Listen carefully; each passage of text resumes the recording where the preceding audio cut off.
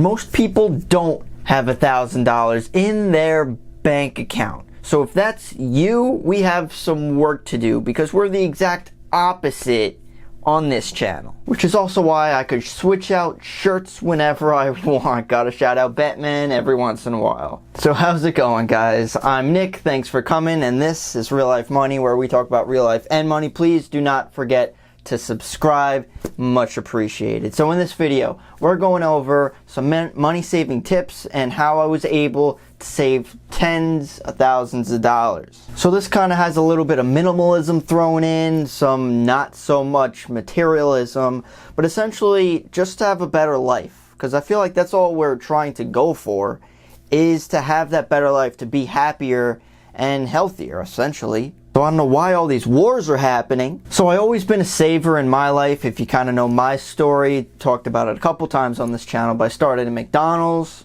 Like, I was there for 5 years.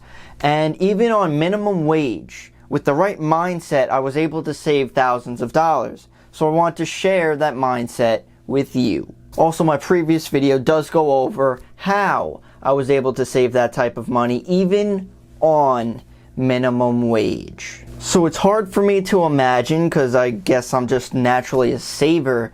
A lot of people cannot control their money and their spending habits, and they're just able to spend every which way possible, and they end up having nothing at the end. So I kind of live by an unspoken rule. If I can't buy 2 of something, then I'm not going to buy 1 of something. Essentially, if you can't buy 2 yachts, then you can't buy your first yacht. Jay-Z might have mentioned this at some point, but I completely agree with that, actually. So now I know a lot of problems are starting with credit cards.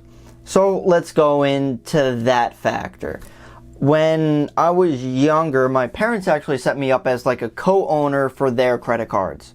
So technically my credit history is like over 30 years old, when I myself aren't even 30 years old. It's a pretty neat trick, but I was able to gain that credit history to gain my credit score. That wasn't really my strategy, so I can't take credit for that. However, I was able to keep, balances low utilization, and I was able to get that 800 credit score. But it's not really necessarily about the credit score, it's the not spending part, like we said before. So, I worked a lot. That entailed me to basically not spend as much as you would think. Believe it or not, you are your worst enemy. When you have just time and you're bored, you're able to do things. You're able to just spend when you really don't need to. So, like for right now, I have a job.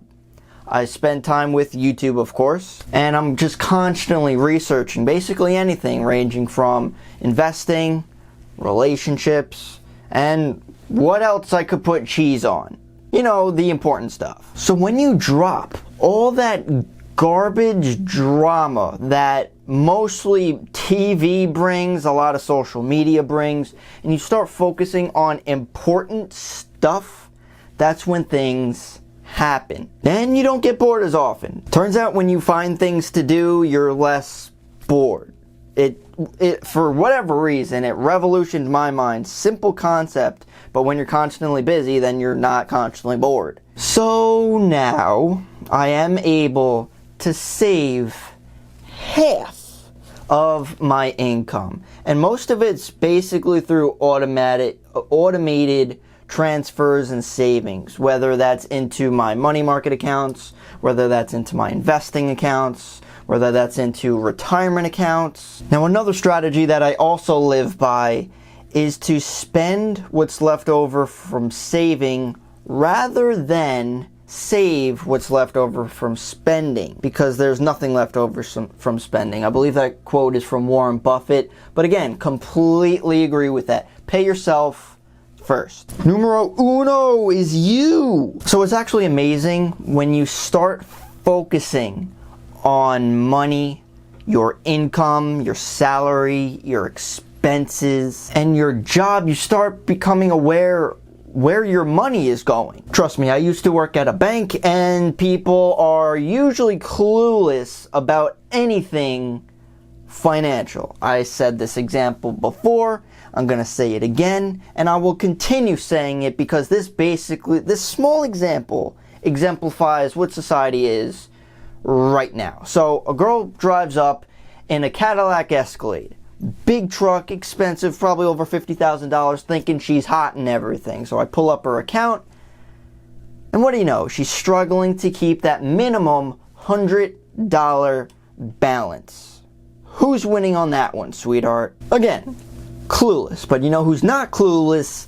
You, because you're watching not only this video, but most likely other YouTube videos out there too, just to enlighten your brain. You know, that meat between your ears. So if you're mathematical, let's talk numbers and look at some expenses that I'm going through, like for right now, if you're interested in that type of stuff.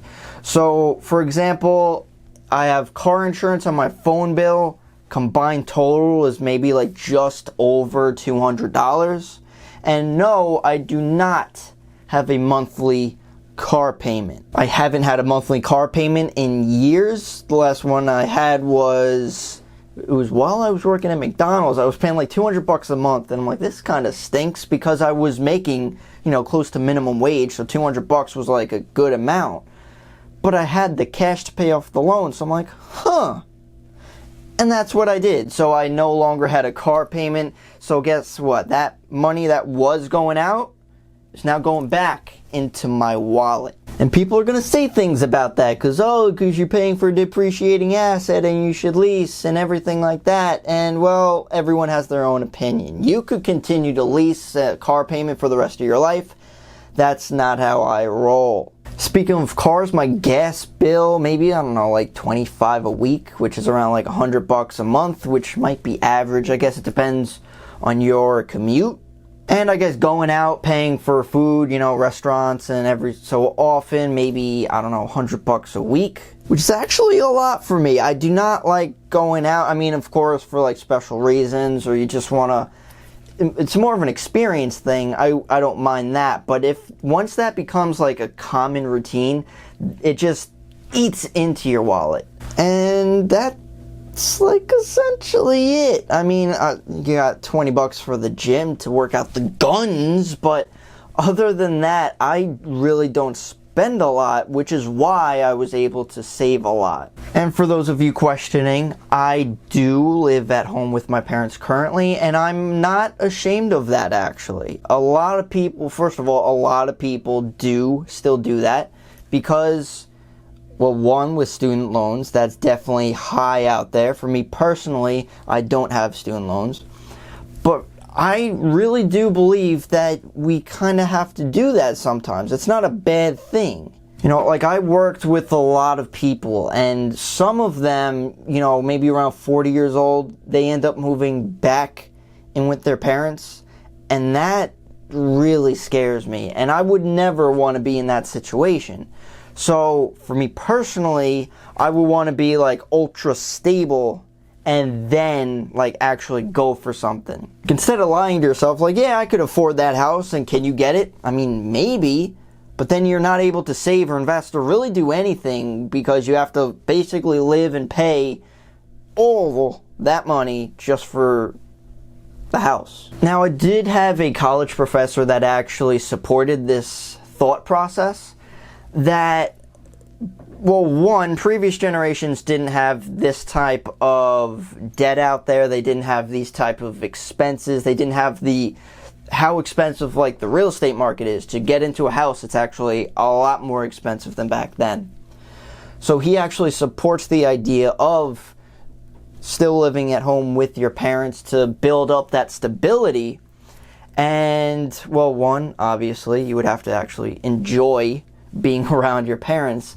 And if they want a small amount of rent, then sure, like pay them the small amount of rent. It's cheaper than rent out there. and you keep the money within the family, so mine as well. So doing so, along with many other factors, I was able to get to that six-figure level and actually save that amount, which was incredible for me. And I know a lot of people are going to say, oh, well, you were able to do that because you didn't have rent, or because you were not in a relationship, or you don't have kids, you're able to save. Now, yeah, those might be additional obstacles that make it more challenging, but I do not like the fact that people make things like that such a black or white situation. It's like, oh, if you have a rental payment, you simply can't save. That's not true. Yes, it's more challenging, but you can still save. And I bring up the amount that I was able to save because even if you're able to save half of what I did, it's still a significant amount. So again, I'm bringing up this situation or scenario, and because I know I've gotten comments on previous videos like, oh, you're able to save that much because of these things. To me, those are just excuses, honestly. Like, if you want to do something in your life, you find out ways to do something. If you want to save, you find ways to save. And if, when I do go into more challenging situations, I'm still going to find ways to save. Obviously, it might not be as much, but, like, you're still able to do that. And as well, I was making minimum wage. People are saying who have a house, I'm assuming you're above minimum wage, which actually gives you more of a reason to save more. So again, I feel like those are just excuses. I came up with a quote, I think it's pretty good, so listen up. Excuses are easy to make. Money is a little bit harder to make. Which would you rather make? It ends up boiling down to where your focus is and where you spend time. I look at like how you spend your free time. If you spend your free time watching sports, if you enjoy that, that's fine, but don't then complain that you don't have money because you use that time for sports and not money. And I really wanted to bring up this last point because I think it doesn't really go through a lot of people's minds, and I think it's very, very concerning. We've been in a good economy for like 10 years now. So if you're struggling in a good economy, imagine a bad one. That's actually terrifying. And it is possible. Japan was actually in a bad economy for like 20 years, and they're older than us, like their country. So it's definitely possible. So if you're struggling in good times, that's a bad sign. So if I have to come up with one huge solution, would be subscribing to this channel. So if you guys have any questions, comments, concerns, please leave them down below. I'd love to hear what you guys have to say. I kind of wanted to just throw out some ideas out there. Sometimes golden nuggets change people's minds, and they end up doing something differently, and they're able to save a little bit more and have a better and happier life. And I do like to bring up some personal examples just to, well, one is that I went through it, and two, that it is possible and to possibly like relate to you guys, because it's not like I started making a six-figure salary and here I am. Like it's possible to grow. And I feel like that's what my story kind of is. Thank you so much for watching again, and I'll see you guys in the next one.